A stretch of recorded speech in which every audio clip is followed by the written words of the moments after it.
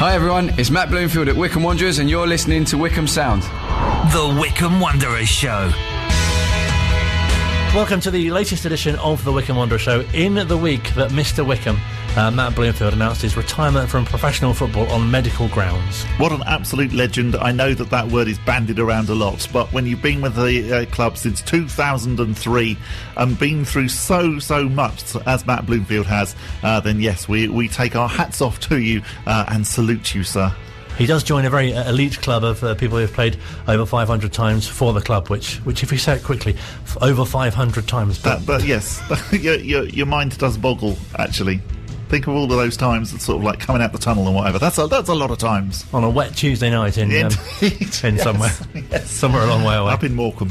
So Matt Bloomfield spoke to our very own, as they like to say, Bob on this morning's mid-morning as part of his press conference, speaking to members of the media and Bob to announce his retirement, which was obviously confirmed yesterday. We'll be giving you the chance to hear much of that. Also, we'll hear from Bob as well, who was at Adams Park on Saturday for the MK Dons game. I like the way that you left a little pause there. Bob again. Oh no, we've got to hear from Bob again. Yes, indeed, I was at the MK Dons game. We could just leave a gap if you prefer.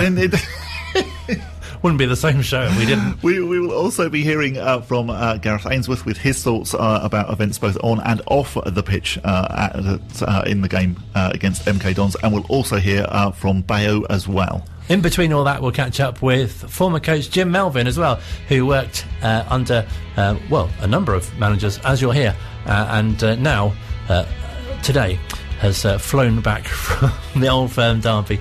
He's a Celtic season ticket holder, but lives just outside Gerrards Cross. That is very, very impressive. Logistically, sounds challenging, doesn't it? I mean, does he literally go to all the games? You know, no. Does he? Oh, okay, all right, that's more interesting. You know, because you would imagine that he would go to the Old Firm game, whereas Absolutely. You know, when they're playing Dundalk. Yeah, indeed, yes. Well, no, I don't think they play them very often because that's a League of Ireland side. Oh, is it? So, yes.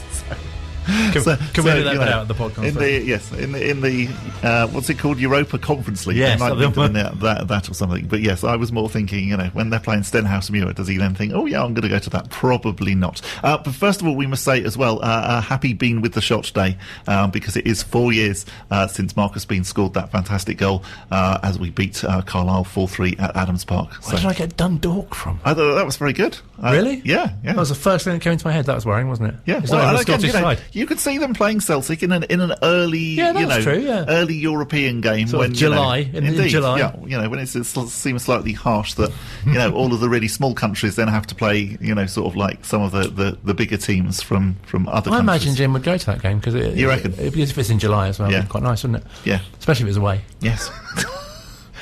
For season ticket holders, they probably get a really good deal. Anyway, Matt Bloomfield is the story, obviously, that everyone is literally talking about, and quite rightly so, as we say, played over 500 times for the club. Unfortunately, due to 5 concussions in 4 years, had to call time on his career. Obviously, currently a coach at the club as well. And quite sad, in a way, very sad, obviously, that a game against Exeter last August proved to be his last. Yeah, very much so. And a game that probably quite a lot of Chairboys fans who maybe even were there that definitely had assigned to very much the back of their mind by now. And if you were there, you can probably picture David Stockdale performing heroics during the penalty shootout when not only he saved a couple, but he also scored. But now, very much the image that comes to mind from that game is Joe Jacobson taking a very quick free kick, which unfortunately hit Matt Bloomfield on the back of the head, which resulted in Matt having to come off the pitch. And really, very sadly, the rest is history. Quite literally. And Matt also appeared on this morning's mid-morning chatting to Bob, and what you didn't hear was a number of the other members of the media asking him some questions afterwards. A little bit emotional after a busy day with the announcement yesterday, but I've been so touched by all the replies and messages I've had. So it's been a really big day. So it's been lovely in so many ways, apart from the fact that obviously the disappointment of my career ending in the circumstances. But it's been really touching in so many ways. Yeah, I mean, take us back to that game at Exeter City, which for those, and I think there were about over 100 of us there, probably is a game that we remember currently, or certainly did up until yesterday, for David Stockdale's heroics. What actually happened in that game? Because, goodness me, you've been involved in some really bad clashes over the years with regards to injuries and head clashes and whatever, but this one actually looked quite innocuous initially. Yeah, I think, and that was probably one of the main issues, that it was an innocuous contact, the ball on the back of my head, and the concussion that I received and the implications that followed didn't really resonate and align with the actual impact. So that was when one of the red flags was risen for the doctors. The ball, JJ went to take a quick free kick, and I hold nothing against Joe. It was part of the game. There's risk involved in the game. It struck me on the back of my head and unfortunately knocked me to the ground. That the repercussions of that incident lasted for a good few weeks, affected my mood, my energy levels, fatigue levels were high. I struggled to see light in some of the things that usually gave me great delight in my life, and even little tasks seemed a lot harder than what they possibly should have been. So those things sort of continued for a while, and I knew that this was a different concussion to what I'd suffered in the past. Saw a few different medical experts and garnered opinion, and the opinion was that I couldn't take any chances with my future brain health. So I don't even train anymore in case a ball hits me. I don't even join in with anything. I've literally tried to eliminate as much risk out of my life as I possibly can, because the implications of a further a concussion could be even worse. The good news is that you are going to continue very much as a chairboy, aren't you? You are going to continue, and we've seen you this season standing there next to Dobbo's, next to Gareth on the pitch, in that coaching role. Yeah, the good thing that the incident has given me is since August I've been acting as a coach rather than a player coach. It's given me 6 months head start into that role than where I possibly could have been. So for every cloud there's a silver lining, if you know what I mean, and that's what it's been for me. I've really enjoyed the 6 months working alongside the gaffer and Dobbo and tried to have an input. I've been really, really pleased with how they've listened to my opinions, but also, my respect for the job they've done over the years. I can't understate how much I respect those two gentlemen. So I'm never going to try and tread on anyone's toes. I'm just trying to add my little bit of value to what we do around here as well. And I've absolutely loved it. So long may that continue. I'm here until the end of the season on my contract already, and I know the club hopes, and I hope that that will continue further. So I hope that I'm not going anywhere anytime soon. And when you look back then, all the way back to 2003, tell us some of the highlights of your Wycombe Wanderers career. Obviously, you played one game for Ipswich Town and then all the rest for us. Yeah, living out a boyhood dream, playing for Ipswich Town, that one appearance was obviously a massive highlight for me at that stage. But Wycombe's become my club for the last 18 years. The win at Torquay and escaping relegation was a big highlight. And then I think, obviously, it goes without saying that I enjoyed my testimonial, but the day at Wembley on, the July the 13th, 2020 will live in my memory forever. It was probably a culmination of many different emotions in terms of the injuries I'd suffered.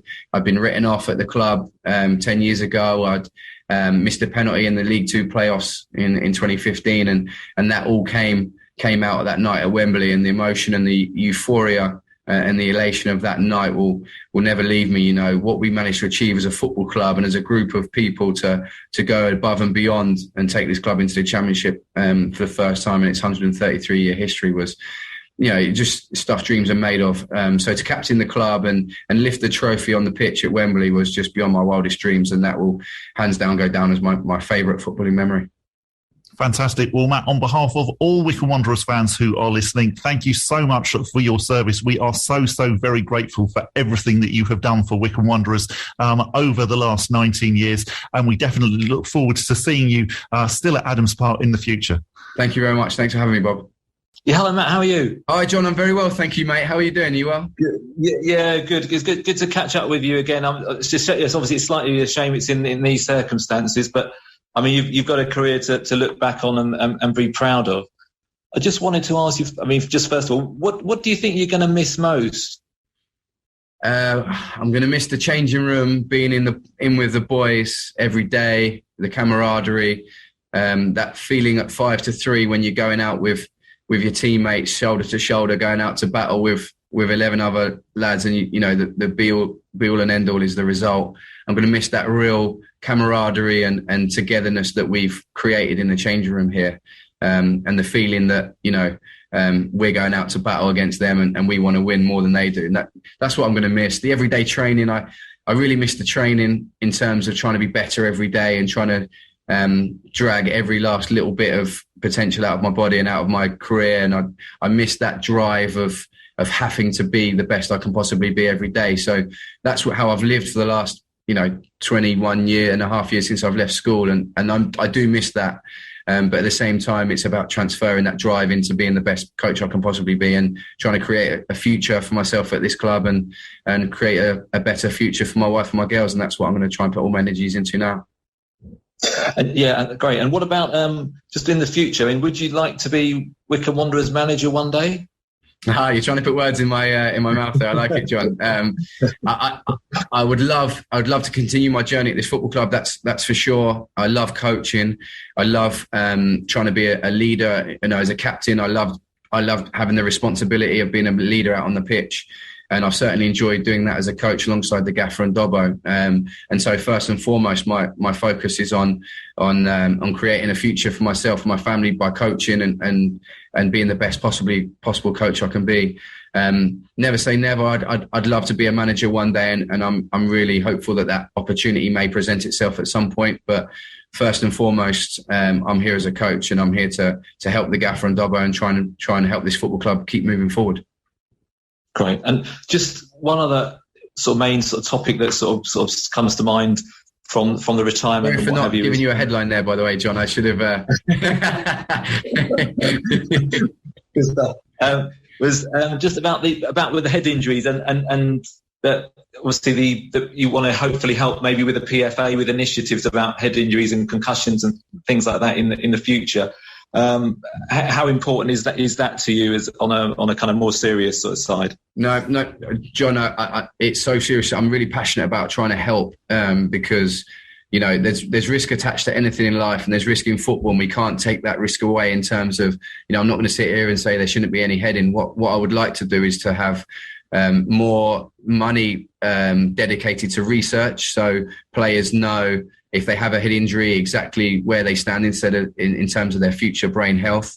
I would like there to be more education to current players, because I know over the years I've had to learn, but certainly, my reaction every time has been, don't get me off. I need to play on. I want to play. I need to play. So I think there needs to be more education to current players around the education in terms of their brain health, and also helping former players. Footballers are 3.5 times more likely to get dementia than the average man on the street, and so the risks are there. And so if players come into trouble later on in life, I do believe that there should be a certain level of help afforded to them and their families. So it's something I'm obviously passionate about. My granddad didn't play football, but he suffered with dementia at the end of his days, and I saw him suffer, and it's something that scares me of what might be in future life. So it's something I'm really passionate about, John, and it's something that I'm really fortunate to have a little bit of a platform to try and help promote this subject. So if I can help the next generation of footballers even more so than the current generation, then that's what I'd like to do. On a more positive note, just to sort of kind of like finish off with, how good is it to be involved in potentially a promotion season, or certainly a promotion challenge this season with Gareth and the boys in League One, hoping to get back in the Championship again? Oh, it's been absolutely brilliant so far. A couple of disappointing results the last 2 weeks, but we know what we've got in the change room. We know what we are as a club. I still believe we're punching above our weight for where we are as a club. Look at some of the budgets and some of the clubs that are involved at the top of the league. But having said that, that's not being pessimistic. I know that we've got a great football club here. We achieved promotion 2 years ago. We've got a manager who's done it before, and a coaching staff who've been there and done it. And we've got players in that change room who I've either experienced it here 2 years ago, or they've been at other clubs and played at higher levels. So, we're really positive about this. It's really exciting time to be at Wycombe Wanderers since, Rob and Pete Couhig took over 2 years ago.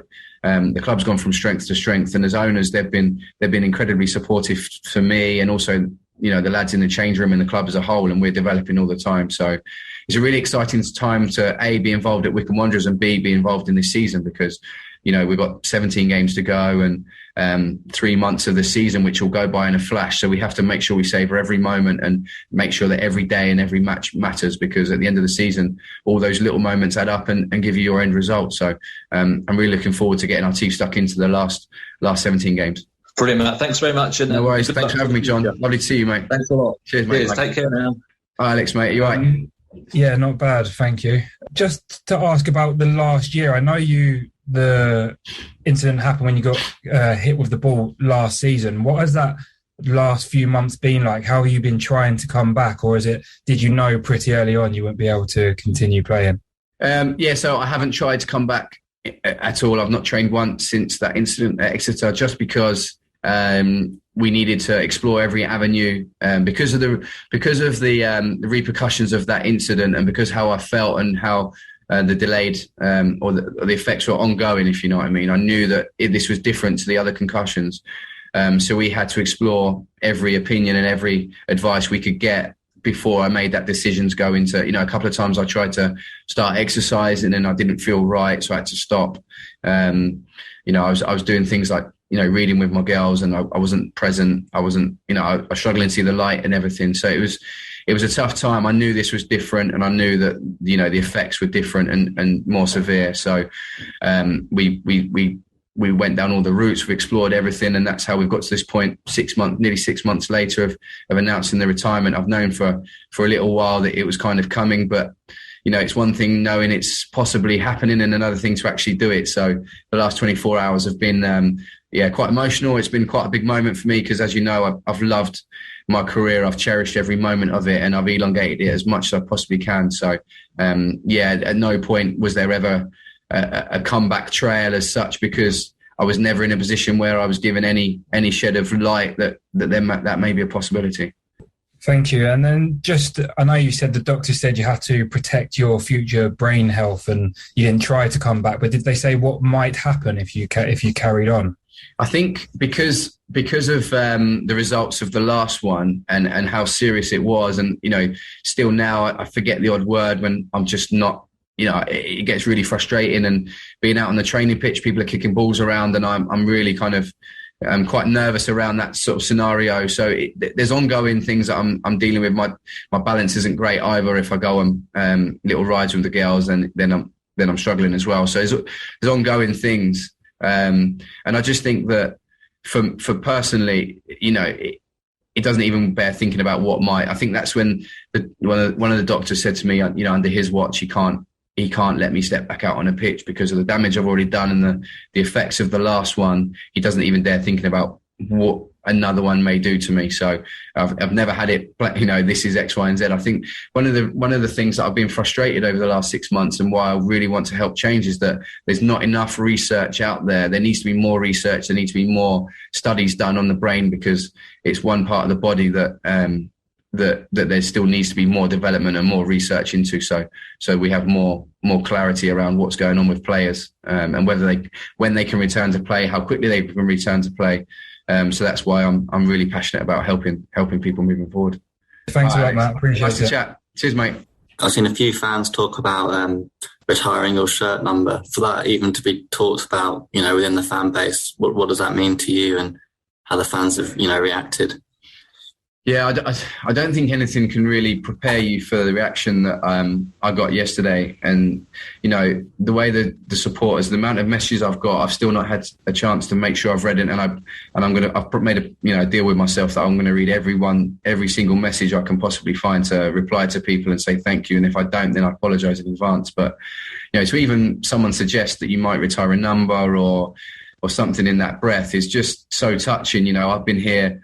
You know, I've loved playing for this football club. It's meant the world to me to do so. My relationship with the supporters has been incredible over such a long period of time. And to think you've really touched people to that degree is really hard to take in, if you know what I mean. Because I was just a normal guy going about my job, trying to, you know, earn a living and do the best I can for my employers and the people who I've made relationships along the way. But I think what it's really reiterated to me is it's getting a bit deep, but in life and in football, it's all about those relationships you build with people and those experiences, those shared experiences that you have together and the bonds you make. And the longer you're at somewhere and the more you go through the highs and the lows and the good and the bad, those bonds become stronger and deeper. And then when something like yesterday's announcement happens, it makes you realise that you do have such strong bonds with people. And so I'd like to thank everybody for those messages, and even to consider doing something like that.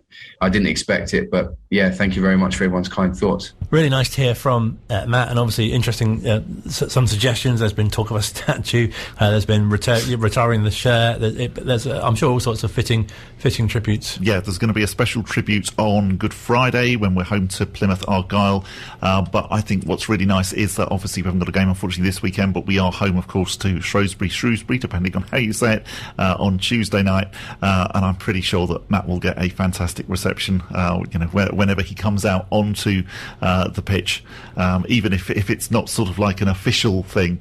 Definitely, yeah, I think all of us who are going along to Adams Park on Tuesday will salute the great man. Very well deserved as well. Still to come on the Wycombe Wanderers show, we'll hear from Jim Melvin in a few moments' time. We'll hear from manager Gareth Ainsworth and Adebayo Akinfenwa as well. Online, on Radio Player, and on 106.6 FM. This is Wycombe Sound. Hi everyone, it's Gareth Ainsworth at Wycombe Wanderers. And make sure you come down to Adams Park for our next home match to support the Chairboys.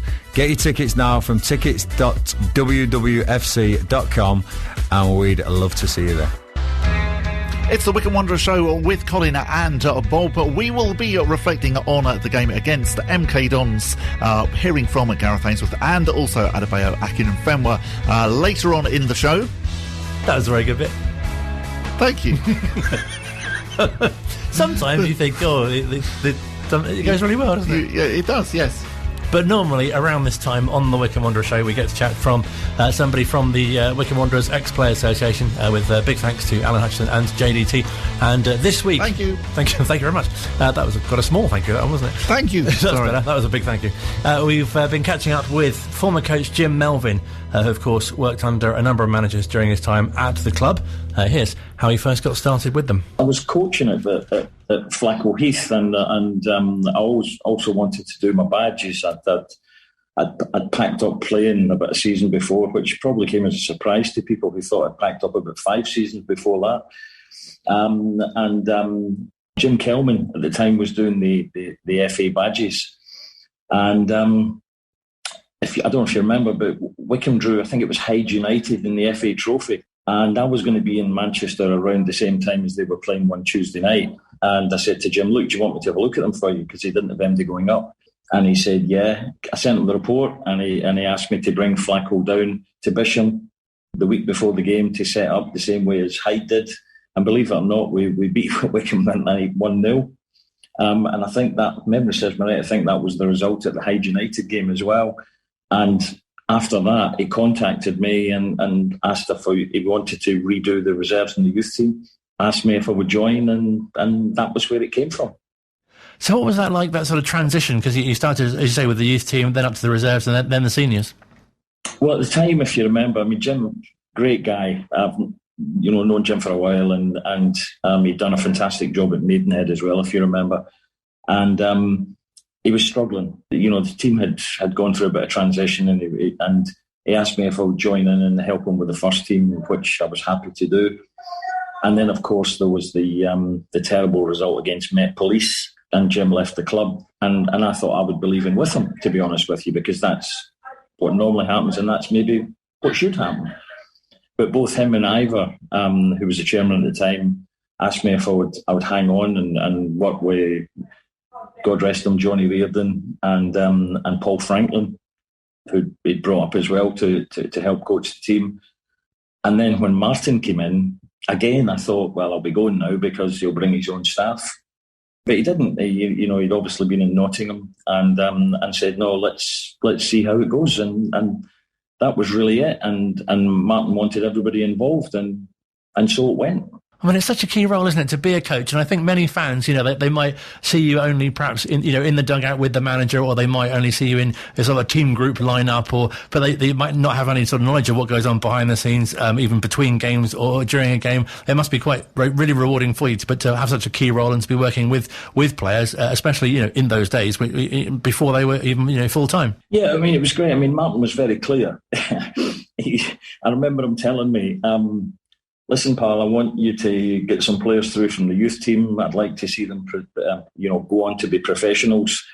I won't come to watch too many games because by the time you get them through, I might have gone. But it was exactly the opposite with the reserves, because we often had squad players playing for the reserves. And I have to say, he was the only manager that I worked with who was at every reserve game. And it didn't matter where it was, Southend, you name it, Martin was there.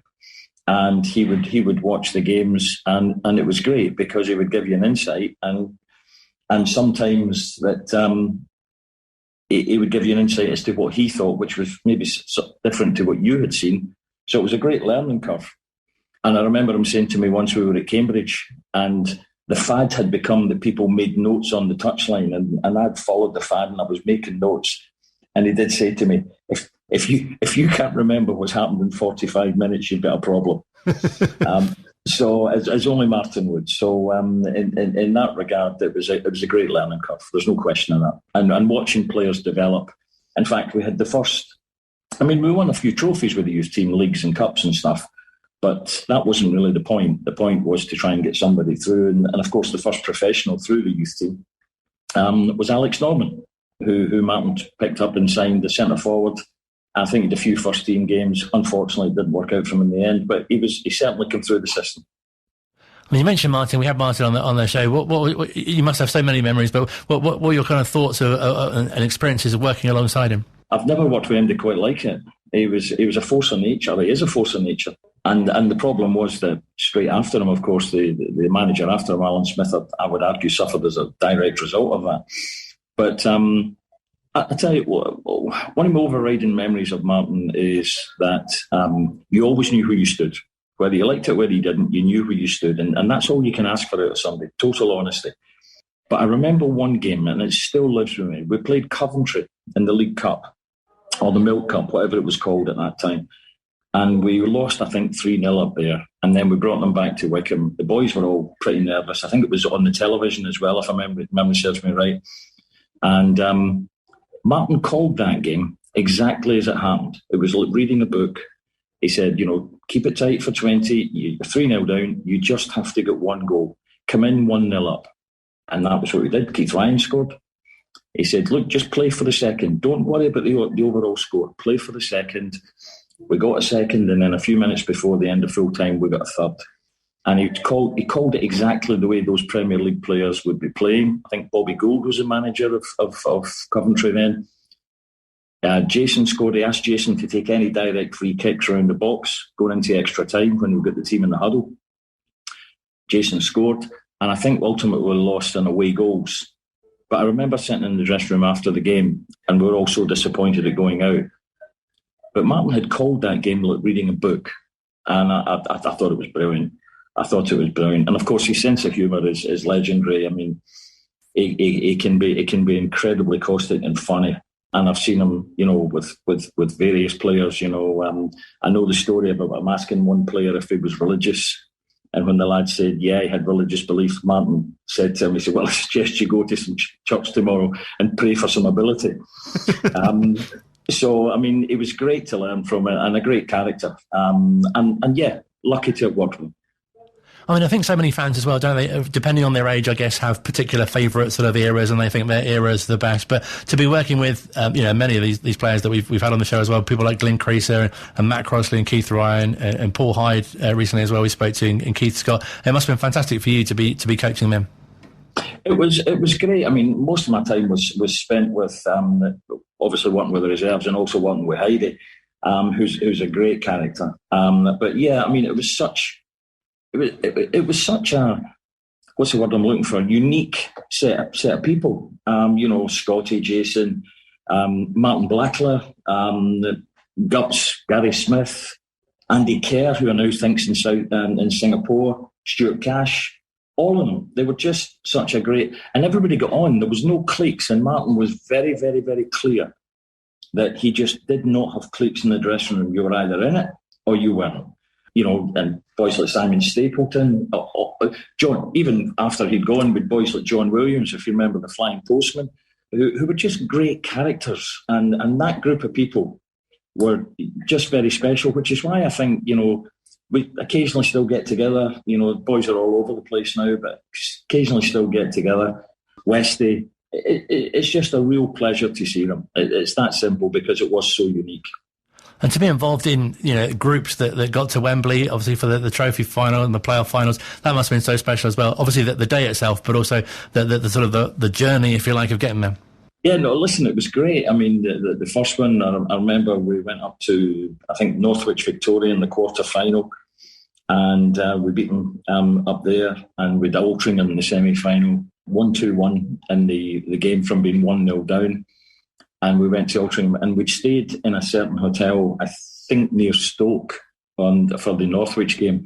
I remember saying to the gaffer, we've got to stay in the same hotel, we've got to have the same food, we've got to do this, all the nonsense that goes with it, you know, this sort of... And he was very, very superstitious as well, Martin. So in that regard, we stayed there, and of course we went up. I remember Gary Smith, who's now Nashville, I think, with Gubbs coaching, and he was out injured, and he had a cast on his hand, and he was banging on Altringham's door, or I think he actually smashed a window, if memory serves me right, just to get everybody going. And of course we won there 2-0, and the journey back from Altrincham will live with me forever. It was just fantastic, and we got back to the ground at some unearthly hour, and there was loads of supporters there. That was what it meant to people, and that's sometimes what people forget, just exactly what it means to you as a supporter. It was fabulous. And again, going back to Wembley in 91, I remember Martin keeping the boys in the dressing room a wee bit longer than the FA wanted them, so that Kidderminster were in the tunnel under pressure. And, you know, I'm not sure if it actually helps any, but it certainly made them a wee bit more nervous. And I remember those kind of things. Martin said, stay here, let them wait. Great days. You never... Certainly I didn't. Never thought I would see those kind of days. And yet, you know, here you are. You've been lucky enough to be part of as I say, a unique set of people led by a very unique manager 3 times, and won 3 times. So the team won 3 times. So in that regard, they don't get more special than that. You know, and look back on them with very fond memories. And as I say, some of the celebrations back at Adams Park and the people that were there, it was just fantastic. And, you know, I remember when the boys won the first one in 91, you know, people crying, grown men crying. That's what it meant to them. That was how much it meant. Fantastic for you that you got to stay on after Martin left and still work with other managers as well, like Alan and John Gregory as well. Well, yeah, I mean, Alan... It didn't go great, but I remember, I mean, Alan almost tried to make us Crystal Palace to some extent, and it didn't work out for him. But I do remember, I think it was at 96, and I think we'd only about 4 points by the September or October, and we went to Peterborough, 3-1 up, lost 6-3 if memory serves me right, and I went home that night thinking, this is not good. And about 9 o'clock, 9:30 that night, the chairman rang, and it was Ivor. And he said, be in my office at 9:30 Sunday morning, don't be late, and put the phone down. And I thought, right, okay, well, I guess I know what's coming now. And turned up with Neil Smiley, who's one of the best coaches I've ever worked with, and a guy that never really got the credit he deserved. He's such a lovely guy and such a good coach, very detailed. And we arrived thinking, well, this is it. But in the end, it was Alan who was sacked, and surprisingly, David Kemp, because I thought David Kempy was a really good coach also. And he said, right, Neil was going to take over as caretaker with myself, Terry, in the dressing room with the players, and get on with it. And I remember Ivor saying, if you do well, you'll both be considered. I never really thought that would be the case, but with 5 games, 2 of them were against the top teams at the time, Bristol City and Stockport County, I think it was. And Bristol Joe Jordan was managing him alongside Johnny Gorman, who's an old pal. And we beat Rotherham 4-2, I think, in the first game. And then Notts County. And we're thinking, this is easy. So with 4 points, we've now got 6. And then we lost at Bournemouth and so on and so forth. But John Gregory came in after that with Richard Hill. John's a good guy. He was fair to me. He was really good. I thought he was good with the players. The players liked him. I offered me a new contract, but at the same time, I'd been offered a business opportunity, the one that I'm in. And for me, and as my other half used to say, it said Wycombe Wanderers on the gates, but I thought it said Barcelona. But, reality kicks in. You got to look after family, and I chose to do that. But then you returned to the club as well with Neil Smiley as well, which must have felt quite different. It did. And if you remember at the time, we set up the Centre of Excellence, and I had also for a while taken on the community stuff. But I did it under my own company and got it up to about 70 schools. And we got the Centre of Excellence going and so on and so forth before moving on. Neil was, as I say, I don't think Neil gets the credit he deserves. He was a really, really decent coach and a very decent man. He's still counting Neil as a friend. And he was just a good guy who wanted the best. And for a while, players just wanted to do the best for him outside of the fact, as I say, he was just a very, very decent coach. I had his son playing for me a while at Marlow, Jack. And as I said, working with Neil was really good because he really got everybody involved in the detail of coaching and what he wanted and how he wanted it. So, he did really well. I think one of the things that must be so rewarding as a coach as well is to sort of watch players develop and perhaps even you don't realise, but the impact that you have on them. I think I was doing what can loosely be described as research for our chat, and I came across all sorts of quotes from youngsters saying that, probably not youngsters now, but they were saying, in the conference days, as they called it, which sounds like it was something after the Elizabethan times, that they remember you coming to their school and coaching them and how much they enjoyed the sessions. And I was looking on the Wycombe Wanderers Ex-Players Association website, and JDT had put that we'd be chatting to you, and there were a couple of really nice things saying that you were manager when Damien, this guy, was in the youth team in the early 90s. He said you're a tough man but a great guy. He was also the men's first team coach at Marlow when I was there, and ladies team manager in the middle to late 2000s as well. David Melly, this sounds like you died. He's put these aren't tributes, but it's nice to know, isn't it? People are saying He says it's been a while since I heard Jim's dulcet tones, a quiet Scottish lilt, although they were quite a bit louder when he was shouting at me from the touchline during my time playing under him for the youth team. But a great guy, and really enjoyed the times working alongside him as youth team development throughout the early 90s. So it's fantastic to know that you've had that sort of impact on players at all different stages of their careers. That's lovely to hear, and I really appreciate it. I mean, with some good lads come through, I can think of some boys in the youth team that I think could and possibly should have gone on further. Obviously, I mentioned Alec Norman, Mark Schiarafa was a lad, Damien, who was at the club.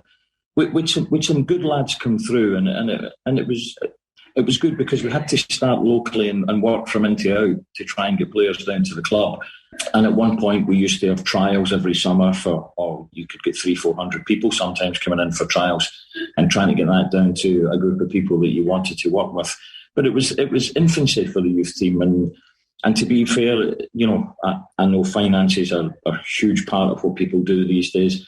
But it's a real shame that at this point the club doesn't have the youth team. Although I understand that that's where they want to get back to, and that will be great the day they do, because if you're attracting local players and you see them develop, as indeed I was lucky enough to do in many cases, and even if they don't actually get to where they want to be at Wycombe, if they're developing and then go on to another club and they're playing football and playing at a good level, it's really good, and it's good for them. More importantly, it's good for them.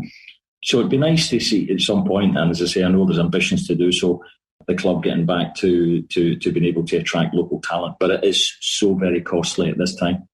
And you mentioned your business. People may not know that you're still connected with the club today. I am. Just very quickly, what happened was I run a facilities management group of companies, and cleaning is part of that. And when Wycombe got to the playoff semi-final against Fleetwood, it was in the middle of lockdown. And I was suddenly sitting I'd watched the game on the Friday, The game at Wycombe was on the Tuesday, I think. And I suddenly thought, I wonder who's doing all the sanitisation, because, that's how interesting a life I now lead. And I phoned Peter and said, who's doing it for you? And he said to me, we were just talking about that. Can you help? So we did. And I've got a specialist group of lads, sent them up to sanitise the ground. And we agreed a contract. And so going from sort of coaching the team to now being in charge of the cleaning of it, and I'm trying to dress that up as a success. I'm not sure that's true, but yeah, it's been fine. It's been fine, and we now do the training ground as well, and so on and so forth. So yeah, and we're going to sponsor a couple of games. I think Sheffield Wednesday and Plymouth. I'm going to sponsor those games. You're looking at developing a different sort of sweeper system, perhaps. Oh, very good, very good. Yeah. Different from a marking system where I mark his knees and you mark his ankles. But yeah, no, it's worked fine. And Peter and Neil Peters, who I work with there, are both very, very good guys. So just finally, what's your kind of overall memories or reflections of your time at the club? Just been lucky, I suppose. And I mean that in the nicest possible sense. All the things about working with players and never really sure I wanted to be a manager, or indeed not sure I was ever going to be good enough to be a manager. But I always loved working with players. I just loved working with them on the field and hopefully seeing them getting better. But my overriding thing is that throughout all my time at the club, and even to this day, Johnny Reardon, as I say, God rest him, who just made me laugh. Macca, God rest him, Alan Hutch. All of those kind of people. I just met some really decent people who wanted one thing, and that was success for Wycombe Wanderers Football Club. So that's probably more of a riding memory, and even now today, when you go back for games, I was there on Saturday for the Dons game, but you still meet lots of people that, either you've met them, they've met you, whatever it might be, just really nice. So that's probably my overriding thing, Colin, that met and worked with some lovely people, and going back to the obvious one, spending time and working with Martin was an absolute education, and one that I was lucky to get. Fantastic to speak to Jim Melvin, former coach at Wycombe Wanderers. The Coventry City League Cup game was in the Coca-Cola Cup, so he was right that it was a drink, just not milk. And big thanks to, again, JDT and Alan Hutchison. More from the Wycombe Wanderers ex-players next week. Online, on Radio Player, and on 106.6 FM. This is Wycombe Sound. Final part of the Wycombe Wanderers show still to come. We'll hear from manager Gareth Ainsworth and Adebayo Akinfenwa. But first, in Wycombe Wanderers at women news, they went down 7-0 to Moneyfields, though Moneyfields did go top of the table with that win. From what I can see on the FA website, which is quite poorly designed, to be honest, we haven't got a game this coming weekend. We are next in action against Ascot United on the 13th of February, a 2 p.m. kickoff at the Flackwell Heath campus of the Bucks College Group. More work needed by the FA there, I think. Definitely, yes. But all the best to Wycombe Wanderers win. Indeed, yes. Get your website sorted out, FA. Something I did want to mention, which I meant to bring to your attention last week. If you remember, the week before, we spoke to Alan Gain. Oh, yes. And played and managed. Absolutely. We mentioned that there couldn't have been too many managers who've done both. We had a call from Jane, who mentioned Peter Sotheby, of course. Of course, because we spoke to him, and obviously Gareth. Yes. Another big thank you to JDT, who got in touch in his role as Stato. Turns out there are quite a few. Stato. Barry Darville, 64 to 68. Ted Powell, 76 to 77. John Reardon, 77 to 78. Andy Williams, who went on to have other hits. Andy Williams, 78 to 80. Alan Gain, of course, who was our guest, 86 to 87. Peter Sotheby, wow, 87 to 88. That's a lot. And, of course, Gareth Ainsworth, 2012 to, we don't know. In addition, of course, Keith Ryan in 2004 and Terry Evans in 1999 held the reins as interim bosses, and Mike Keane, here's a good fact for you, between 80 and 84 introduced his son Kevin as the youngest ever player to turn out for Wycombe. Oh, wow. That might come up in a pub quiz, mightn't it? And used to run a camera shop in Marlow. Absolutely. Yeah. And was manager of Watford for a while as well. Yes. And had a sports shop in Wycombe as well. You shared a very good managers of Watford fact with regards to Matt Bloomfield, which I'm going to let you say because it was your fact. Matt Bloomfield has been at Wycombe Wanderers for 23 Watford managers. That's quite impressive, isn't it? Also, when he first started playing, neither Facebook or MK Dons existed. These are moments in time. They really are, aren't they? 2003 was a long time ago. It was a long, long time ago. Sven was England's manager. Wow. Look at him now. Yes. What is he doing now? I'm not quite sure, actually. He's probably got some consultancy roles. I would imagine so, yeah.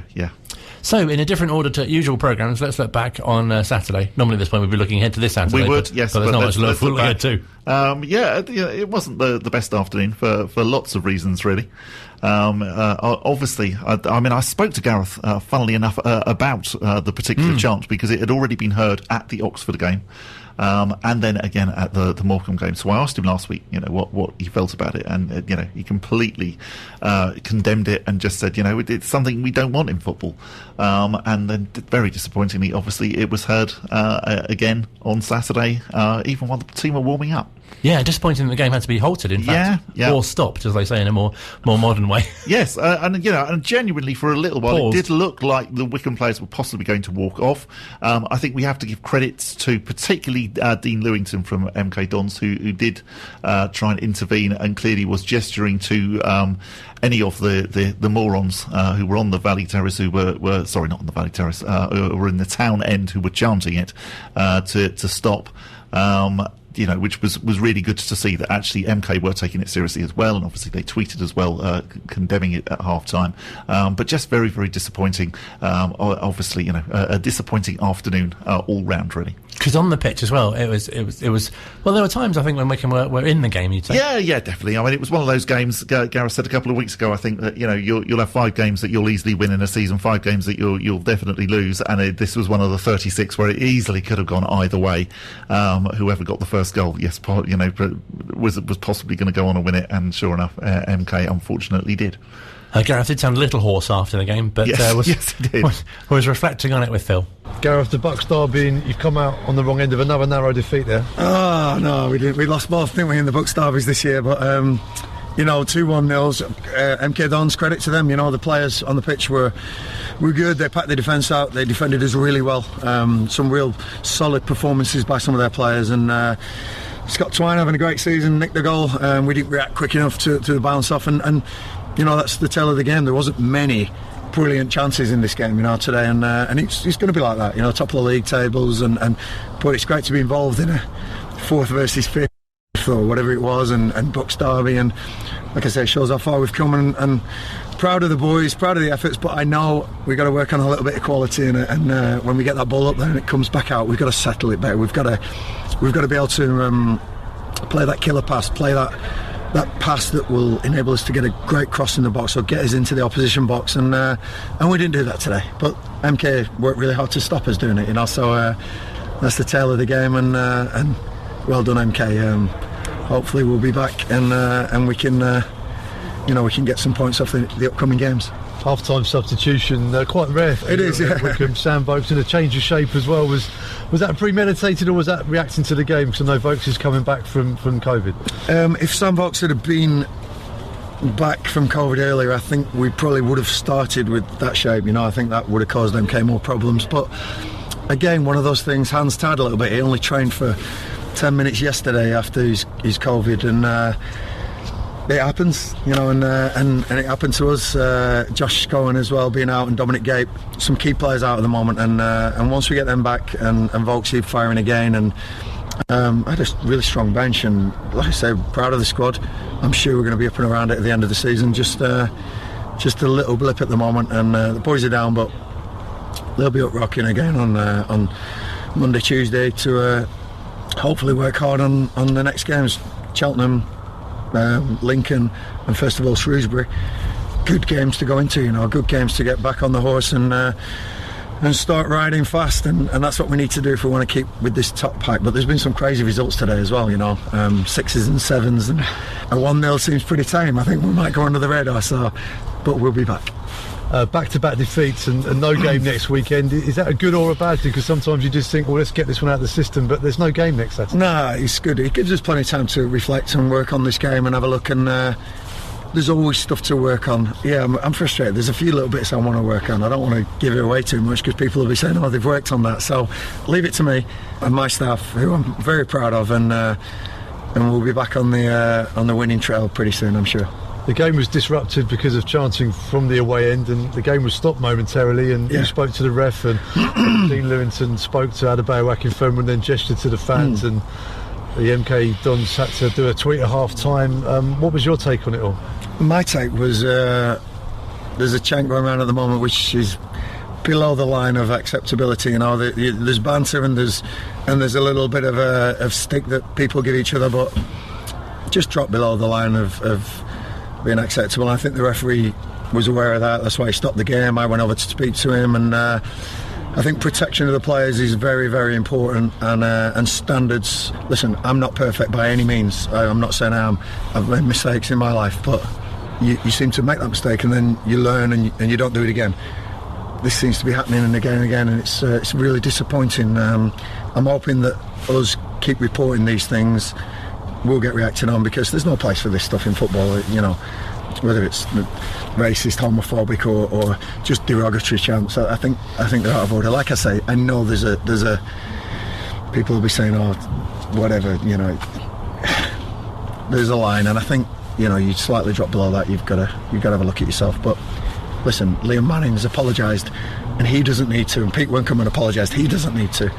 It's the people who are singing it need to apologise, and they need to go to Akinfenwa and look him in the face and apologise. I'm not sure many of them will do that, but it's something that we don't want in football, and I'll leave it at that.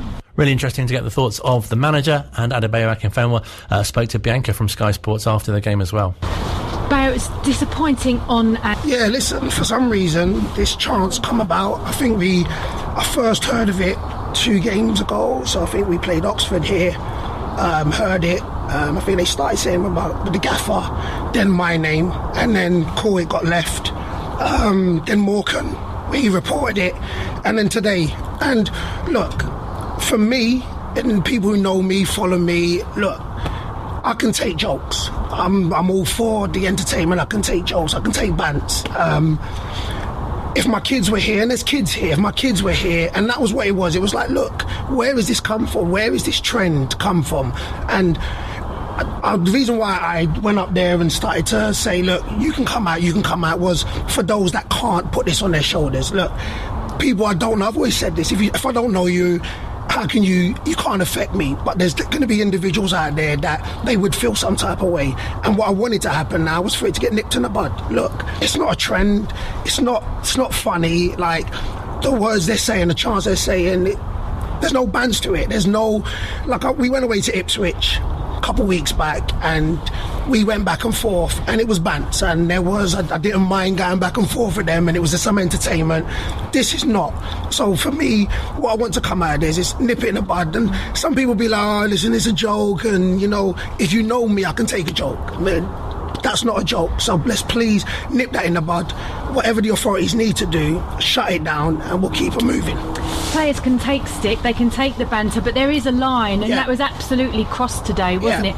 Do you feel like because of what happened, you know, the game was momentarily paused, Gareth Ainsworth spoke to the opponent's bench, he also spoke to the referee, and I think MK Dons have actually released a statement apologising for what's happened.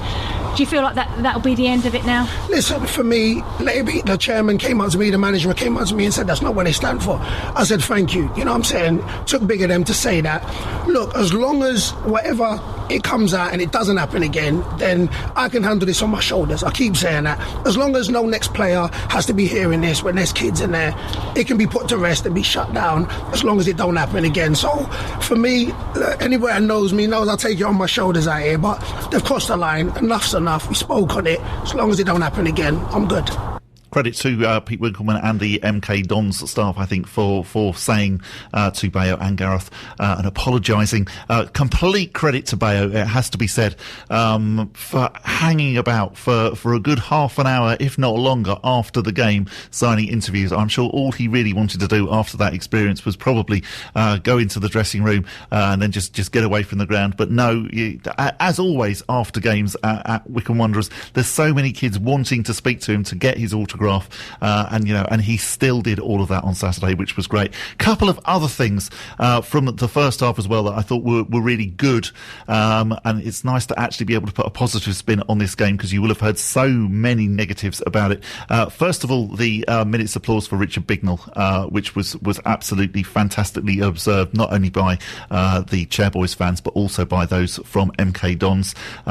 He will be very, very much missed. And then also the incident that happened just before half time when a fan was taken ill on the Valley Terrace, and all of those on the Valley Terrace made a big noise to alert David Stockdale and then those on the benches who are obviously trained in first aid, and both Wycombe and MK Dons members ran across and tended to the fan, who luckily then was okay as well. But a couple of positive things in amongst the MK Dons gloom. Definitely. Fantastic. Thank you for that. And a quick mention for the two midfielders arriving on deadline day as well. Yes, yeah. So that's really, really good. Great to have Lewis Owing.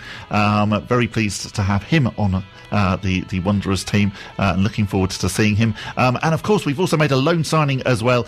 So Jack Young has joined us from Newcastle United. Oh, see, that's it. We've ended on a very positive day. Indeed, yes. Hope you've enjoyed the show this week. Obviously, no game to look forward to on Saturday. Ooh. What will you be doing on Saturday? That's a good question, actually. I haven't really decided yet. I've rather sprung that on you, haven't I? You have, yes, yeah. I'll be, yeah. I might fall asleep, actually. We've got the Shrewsbury game. Definitely Shrewsbury. Shrewsbury. To look back on next week, and we'll be previewing an interesting run of fixtures as well, as we're into February now. Yeah, and interesting what Matt Bloomfield was saying about, the season is suddenly going to come quite quickly to an end, isn't it? 17 to go.